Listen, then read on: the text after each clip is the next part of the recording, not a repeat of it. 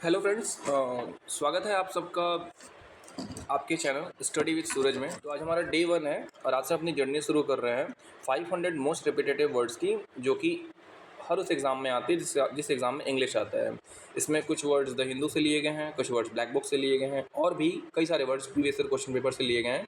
और मैं इस वीडियो में ज़्यादा टाइम नहीं लूँगा, 10 से 12 मिनट की वीडियो होगी और पर डे आपकी वीडियो आएगी और हम बहुत जल्दी ही बहुत सारे वोकैब की एक टैग तैयार कर लेंगे। ओके, सो स्टार्ट करते हैं हमारा पहला वर्ड से। So the first one is aristocracy. अगर क्वेश्चन आएगा विच term means the rule by nobles government by persons of highest social order aristocracy, यानी कि डेफिनेटली ऐसे लोगों का शासन जो कि बहुत ज़्यादा हाईएस्ट ऑर्डर पे हैं, यानी अभिजात तंत्र या कुलीन तंत्र बोलते हैं, जहाँ एक तरह से आप मान सकते हैं कि जो लोग सभ्य समाज से आते हैं, सिविलाइज्ड सोसाइटी से आते हैं, उनके द्वारा रूल अगर होता है तो उसको एरिस्टोक्रेसी बोलते हैं। इसका पार्ट ऑफ स्पीच नाउन है। सेकेंड वर्ड है हमारा एथिस्ट। एक ऐसा पर्सन जो कि ये बिलीव नहीं करता कि गॉड है, उसको एथिस्ट बोलते हैं। इसका पार्ट स्पीच नाउन है। नेक्स्ट वर्ड पे आते हैं which term means beautiful hand writing that you do with a special pen brush. बहुत सुंदर लिखावट को या सुलेख को हम लोग बोलते हैं कैलीग्राफी।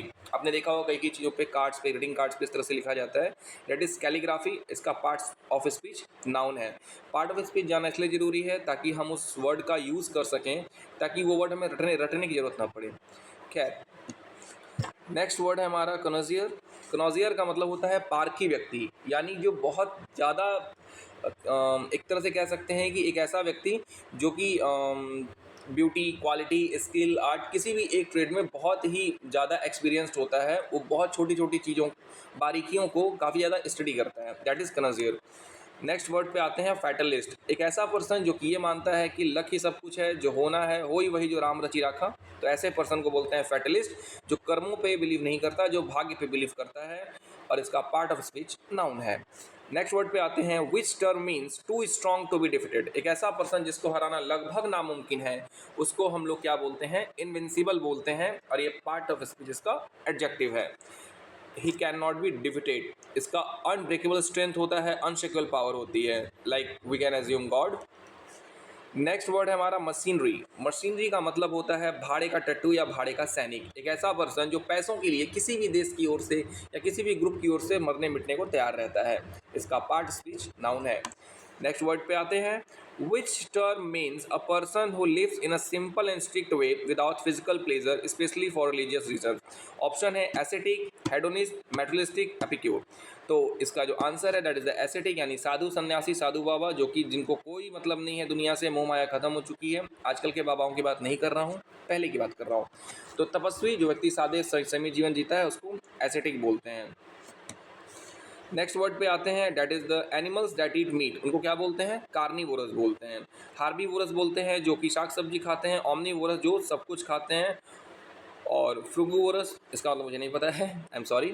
नेक्स्ट वर्ड पे आते हैं फर्वर। फर्वर का मतलब होता है बहुत ज़्यादा पैशनेट फीलिंग या एंथुसियाज्म। इसको हम लोग याद कर सकते हैं फरवरी से, लाइक फरवरी के मंथ में जो यूथ होता है उनके मन में बहुत ज़्यादा एंथुसियाज्म होता है, बहुत एनर्जी होती है ना।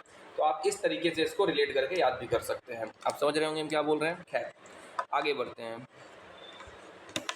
उसी तरह से इंडिफरेंस जो ऑप्शन है उसका मतलब होता है फ़र्क ना पड़ना। कामनेस मतलब शांत रहना, फर्क बता ही चुका हूँ।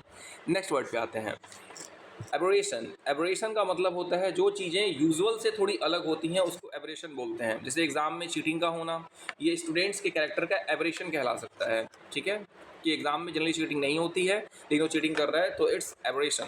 ये इसका पार्ट ऑफ स्पीच नाउन है। इसको हम ऐसे याद कर सकते हैं कि अब राशन के लिए भी वोट देना पड़ रहा है।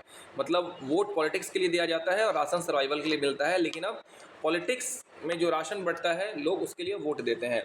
तो अब राशन के लिए वोट दे रहे हैं, ऐसे करके आप रिलेट करके याद कर सकते हैं। नेक्स्ट वर्ड पे आते हैं बिनेवोलेंट। वॉलेंट से आप याद कर सकते हैं वायलेंट होना, और बी नहीं वॉयलेंट। जैसे आपको कोई मना कर रहा है कि वॉयलेंट नहीं होना है, तो बी नहीं वॉयलेंट का मतलब होता है दयालु या परोपकारी होना। उसी तरह से क्रूअल का मतलब होता है बहुत ज़्यादा क्रूर होना। सेल्फिश का मतलब खुदगर्ज होना। एरोगेंट का मतलब जिद्दी स्वभाव का होना। नेक्स्ट वर्ड पे आते हैं which word means hard working and careful in doing your work. तो अगर आपका या किसी का भी पर्सनालिटी ऐसा है जो अपने काम को मन लगा से, दिल लगा से कर रहा है, तो दिलीजेंट है। ठीक है। अगर कोई एजेंट अपने काम, एजेंट मतलब डूअर, अपने काम को दिल से कर रहा है तो वो क्या है, डिलीजेंट है, हार्ड वर्कर है। ठीक है। उसी तरह से लेजी का मतलब आपको पता ही है, आलसी होता है, केयरलेस, लापरवाह। प्राउड का मतलब घमंडी। प्राउड को दो तरीके से यूज़ करते हैं, आगे किसी वर्ड में आएगा तो मैं आपको समझाऊंगा। इफेमरल, इफेमरल का मतलब होता है जो चीज़ें क्षण भंगुर होती हैं, मतलब अभी है अगले पल नहीं होगी, जैसे कि फ्लावर्स, जैसे कि हम। वी आर द एफेमरल, क्षण भंगुर, बहुत शॉर्ट टाइम के लिए हम लोग हैं, परमानेंट नहीं रहता है। ठीक है। उसी तरह से इटरनल का मतलब होता है शाश्वत, हमेशा रहने वाला। परमानेंट मतलब कब स्थायी होता है, जैसे कि आपकी गवर्नमेंट जॉब परमानेंट जॉब होगी, लेकिन वो इटरनल नहीं होगी, शाश्वत नहीं होगी। ठीक है। मतलब ऐसा नहीं होगा कि आपके मरते दम तक रहेगी, हो सकता है कोई गलती करे आपको निकाल दिया जाए। ठीक है। लेकिन वो परमानेंट जॉब होती है। तो परमानेंट इटरनल में ये थोड़ा डिफरेंस होता है। ठीक है। इफेमरल बहुत शॉर्ट टाइम के लिए, जैसे कि प्लेजर, जैसे आपको भूख लगी या आपको स्वीट की क्रेविंग हुई, आपने मिठाई खाया तो आपकी जो क्रेविंग थी वो खत्म हो गई, और फिर आपका जो फीलिंग थी वो क्या थी, इफेमरल, खत्म हो गई। नेक्स्ट वर्ड पे आते हैं, that is the eloquent. Eloquent का मतलब होता है अच्छा वक्ता, जो बहुत अच्छा बोलता हो, जो लोगों को इन्फ्लुएंस कर देता हो अपने स्पीच से। He is called eloquent. Eloquent एक एडजेक्टिव होता है। उसी तरह से साइलेंट का मतलब जो होता है जो शांत रहता है।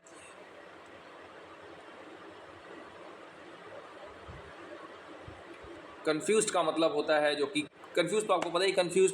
क्लमसी एक नया वर्ड है, क्लमसी वर्ड इंपॉर्टेंट है। क्लमसी का मतलब होता है एक ऐसा पर्सन जो कि एक तरह से उसको कह सकते हैं, जैसे कि मुझे हिंदी वर्ड नहीं आ रहा एक्चुअली उसका, वेट वेट,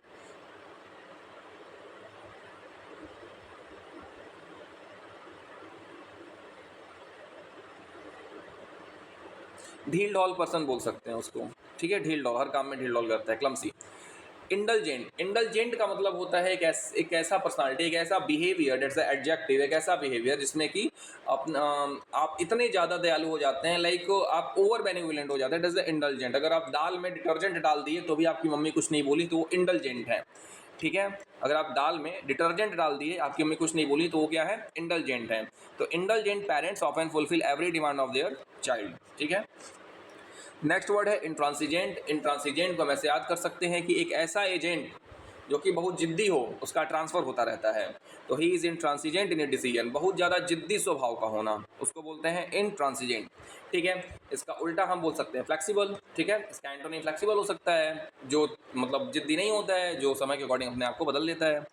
नेक्स्ट वर्ड पे आते हैं मेटिकुलस। जो आदमी मैट्रिक पास कर लेता है वो मेटिकुलस होता है। याद करने के लिए बता रहा हूँ, ऐसा कोई रियल लाइफ में नहीं होता है, ये एक एडजेक्टिव है। ठीक है। डेफिनेटली नाउन और प्रोनाउन के साथ यूज़ होगा। तो बहुत बारीकी से और बहुत सावधानी से काम करने वाले इंसान को बोलते हैं मेटिकुलस। उसी तरह से रेसिप्रोकेट, मतलब आप जो कर रहे हैं उसके बदले में आपको वही मिलेगा, या आपके साथ किसी ने कुछ किया है तो उसके बदले में वही करना, रेसिप्रोकेट, यानी कि जस्ट कॉपी कर देना, डेट इज अ रेसिप्रोकेट। और ये वर्ब है। ठीक है। री का मतलब होता है बैक, सिप्रो का मतलब होता है देना, और केट का मतलब होता है एक्ट, मतलब ऐसा एक्ट जिसमें आप सामने वाले को वही देते हैं जो उसने आपको दिया है। ठीक है। नेक्स्ट वर्ड पे आते हैं एथमोलॉजी। सो एटमोलॉजी का मतलब, इटमो का मतलब होता है ऑरिजिन, और लॉजी का मतलब होता है स्टडी, यानी कि अगर हम वर्ड्स के ऑरिजिन की स्टडी करते हैं तो that is called etymology. Okay, आगे बढ़ें।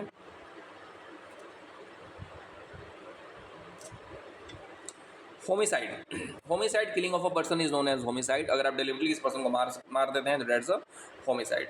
ओके।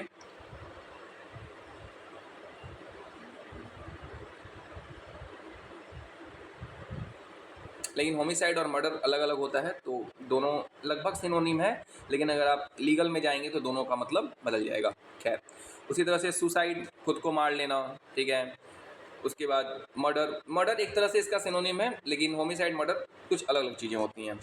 नेक्स्ट आते हैं आइकनोक्लास्ट। आइकनोक्लास्ट मतलब एक ऐसा पर्सन होता है, एक नाउन है, एक ऐसा पर्सन जो कि पुराने बिलीव्स को, एंशिएंट या आर्काइक बिलीव्स को या फिर स्टैच्यूज को तोड़ता है, बोलता है मैं बिलीफ नहीं मानूंगा, मैं दुनिया से हटके करूंगा।